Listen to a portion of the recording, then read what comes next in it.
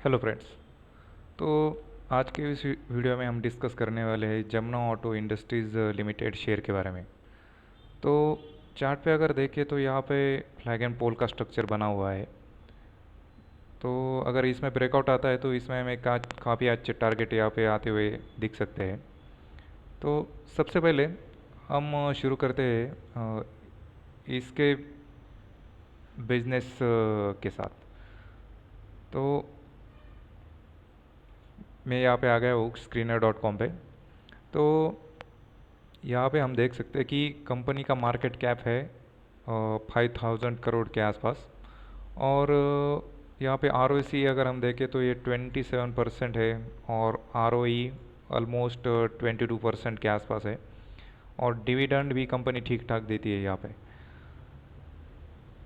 और कंपनी के अगर प्रोज और कॉन्स के बारे में देखें तो कंपनी के प्रोज में यहाँ पे ऑलमोस्ट यहाँ पे डेप्ट फ्री लिखा है, तो ये बहुत अच्छी बात है। और डिविडेंड कंपनी बहुत अच्छा देती है और ये अभी अभी भी अच्छा दे रहे हैं। और आने वाले समय में इन्होंने इनके डिविडेंड इंक्रीज करने के टारगेट है। ऑलमोस्ट 50% से ये डिविडेंड इंक्रीज करने वाले हैं, तो ये एक अच्छी बात है। तो कंपनी यहाँ पे ऑटो एंसिलरीज सेक्टर में काम करती है।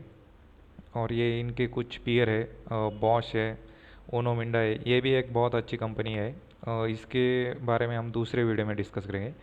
तो ऑटो एंसिलरीज मतलब क्या? तो ऑटो एंसिलरीज मतलब जो हमारी व्हीकल्स रहती है, तो व्हीकल्स के जो पार्ट्स है, जैसे कि विंडशील्ड हो गया, लाइटनिंग हो गया, एक्सेल हो गया, व्हील्स हो गया, सस्पेंशन, तो ये हो गए हमारे एंसिलरीज। तो मोस्टली ये जो जमुना ऑटो इंडस्ट्रीज़ है, ये सस्पेंशन के रिलेटेड जो पार्ट्स है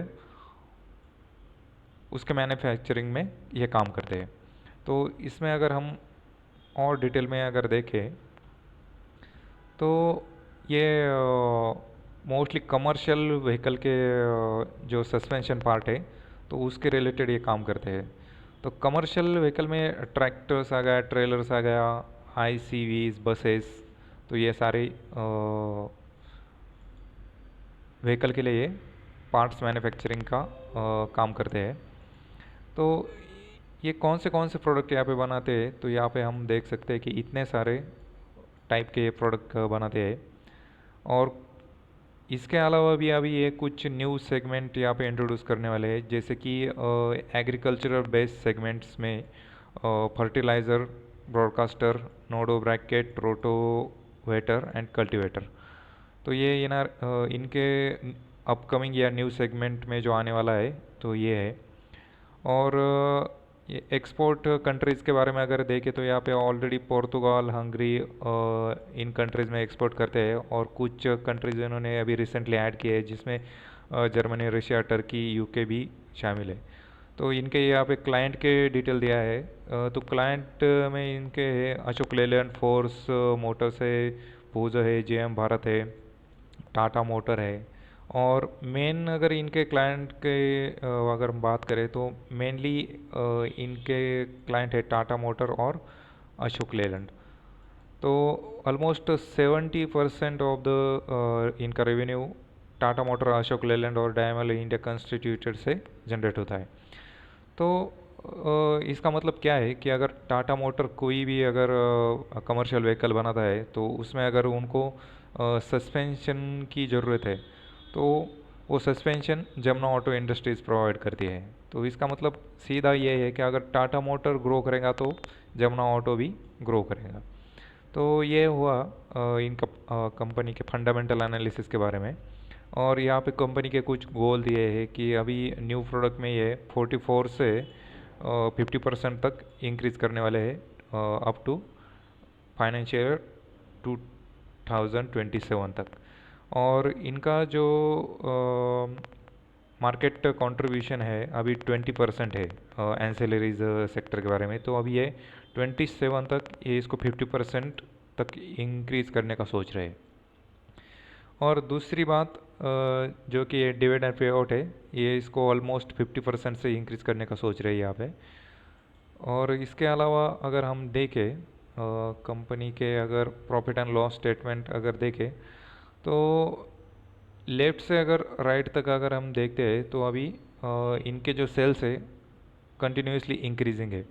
ये मार्च 21 में इनके सेल्स थे ऑलमोस्ट 1000 करोड़ के आसपास, और अभी यहाँ पे ये बन चुके हैं 2000 करोड़ के आसपास। तो ऑलमोस्ट 2 साल में सेल्स इनके डबल हो चुके हैं। और रेवेन्यू भी अगर मतलब प्रॉफिट भी देखें, नेट प्रॉफिट, तो ये लेफ्ट से राइट तक अगर हम देखें तो ये अभी कॉन्स्टेंटली इंक्रीजिंग है। तो बीच में यहाँ पे कुछ कम हुआ था, लेकिन अभी यहाँ पे 141 करोड़ और 168, और ट्रेलिंग 12 मंथ में 203 करोड़ तक यहाँ पे इनकी नेट प्रॉफिट हमें दिखते हुए नज़र यहाँ पे आ रही है। और अगर नीचे अगर हम देखें तो शेयर होल्डिंग पैटर्न्स में, तो यही यहाँ पे एक थोड़ा कंसर्निंग है। इतना भी कुछ नहीं है कोई यहाँ पे क्या है कि प्रोमोटर होल्डिंग यहाँ पे 50% है, 50% थी, तो अभी थोड़ी सी कम हुई है, ज़्यादा भी कुछ कम नहीं हुआ है, जस्ट 0.5% कम हुआ है। और यहाँ पे जो एफ आई आई है 5% होल्ड करते हैं, डी आई 10%, और पब्लिक के पास यहाँ पे ऑलमोस्ट 33% स्टॉक है। तो यही थोड़ी कंसर्निंग बात है कि पब्लिक के पास यहाँ पे ज़्यादा स्टॉक पड़ा है। तो लेकिन कैसा है कि अगर कंपनी परफॉर्म करेंगे ना तो ये निग्लिजिबल बात है। तो कंपनी के आगे अभी अगर हम इसका टेक्निकल व्यू देखते हैं तो टेक्निकल में यहाँ पे मैंने मंथली चार्ट ओपन करके रखा है, और मंथली चार्ट पे यहाँ पे अगर हम देखें तो यहाँ पे वॉल्यूम इंक्रीज़ हो रहा है, और यहाँ पे प्राइस ने एक बार रिजेक्शन लिया है, ये 135 या 140 के लेवल से नीचे आ गई, और फिर से अभी प्राइस वहाँ पे टच करती हुई दिख रही है। और यहाँ पे अगर हम क्लियरली देखें तो ये यहाँ पे एक फ्लैग एंड पोल पैटर्न दिख रहा है हमें। तो ये कंपनी ये इसका ये हो गया फ्लैग, और ये इतना इसका हो गया पोल। अगर इसकी हम हाइट मेजर करें यहाँ पे, तो पोल यहाँ से अगर लेते हैं तो ऑलमोस्ट 112 पॉइंट्स का यहाँ पे ये पोल है। और इसको अगर हम यहाँ पे ऐसा लगाए तो यहाँ तक 208 तक इसका ये सेकंड टारगेट आ सकता है। तो इसका फर्स्ट टारगेट तो यही है 176। तो ये यहाँ से करंट लेवल से अगर हम इसको पकड़े तो ये ऑलमोस्ट 30% का यहाँ पे टारगेट आ रहा है। और अगर ये 208 का लेवल आता है, मतलब सेकंड टारगेट अगर आता है, तो सेकंड टारगेट ये ऑलमोस्ट यहाँ पे 53% का गेन हो जाएगा। और अगर हम थर्ड टारगेट का यहाँ पे निकालने की कोशिश करें तो थर्ड टारगेट ये फ्लैग के टॉप से हम लेते हैं। तो इसको भी अगर मैं मेजर करूँ तो ये ऑलमोस्ट 84% तक का यहाँ पे थर्ड टारगेट आता हुआ दिख रहा है। तो ये सेकंड और थर्ड टारगेट को अगर छोड़ भी दें हम, और करंट लेवल से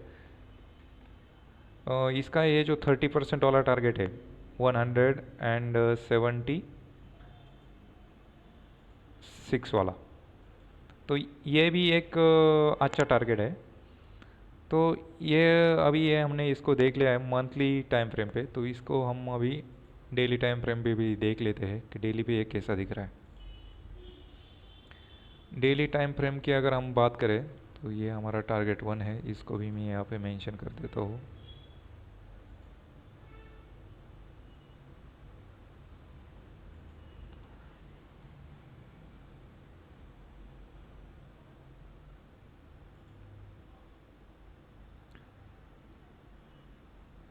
तो डेली टाइम फ्रेम पे यहाँ पे क्या हो रहा है कि प्राइस यहाँ पे कंसोलिडेट करती हुई हमको दिख रही है एक जोन में। तो यहाँ पे प्राइस ने मल्टीपल टाइम इस लेवल से रिजेक्शन लिया है 135 से, और ये प्राइस नीचे आती है 110 या 100 का लेवल पकड़ लो। 100 के लेवल के आसपास ये आती है। तो 100 का लेवल जो है तो इसके लिए अभी बेस्ट बाइंग जोन बन चुका है। लेकिन अब मुझे नहीं लगता कि इतना फिर से नीचे आएगा, क्योंकि 2 बार इसने ये कर दिया है कि 135 से यहाँ से 111 तक नीचे आया, फिर से 137 तक गया, ब्रेकआउट देने का ट्राई किया। ये वहाँ यहाँ पे नीचे वॉल्यूम भी देखो आप, वॉल्यूम भी यहाँ पे तगड़े जनरेट हो रहे हैं। पीछे इतने बड़े वॉल्यूम इधर की किधर भी नहीं दिख रहे। तो वॉल्यूम भी यहाँ पे अच्छे जनरेट हो रहे हैं और प्राइस कंटिन्यूसली यहाँ से रिजेक्शन लेके नीचे आ रहा है। तो मल्टीपल टाइम यहाँ से अभी रिजेक्शन लिया है। तो ये अभी ये लेवल जो है 135 का, ये अभी थोड़ा वीक हो चुका है, ये रेजिस्टेंस अभी थोड़ा वीक बन चुका है। तो अभी अगर इसमें ब्रेकआउट आता है तो सबसे पहला टारगेट हमारा 177 है, और दूसरा टारगेट है हमारा 208, और तीसरा टारगेट है 250 के आसपास। तो इसमें अगर हम RSI लगा के भी देखते हैं कि इसमें कोई डाइवर्जेंस है या नहीं। एक मिनट में इसको रिमूव कर देता हूँ सबसे पहले। RSI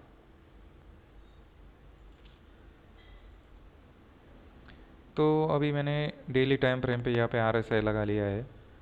तो RSI में अगर हम देखें तो यहाँ पे एक बार ये डाइवर्जेंस यहाँ पे क्रिएट हो चुका था।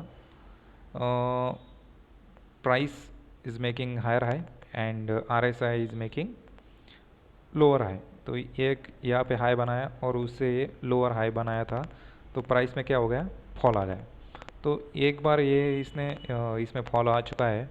तो अभी हमारे लिए ये प्रीवियस हाई बना है। अगर ये प्राइस इसके ऊपर निकलती है 140 के ऊपर, और RSI हमारा इस पॉइंट के ऊपर निकलना चाहिए, ये जो पॉइंट है 70 के ऊपर हमारा RSI अगर निकलता है तो यहाँ पे डाइवर्जेंस भी कोई नहीं रहेगा। तो ये डेली पे तो यहाँ पे एक डाइवर्जेंस था, तो उसका काम यहाँ पे अभी हो चुका है, प्राइस में फॉल आ चुका है। तो इस डाइवर्जेंस का अभी कोई मीनिंग नहीं है। इसको अगर हम मंथली पे भी देख ले RSI को,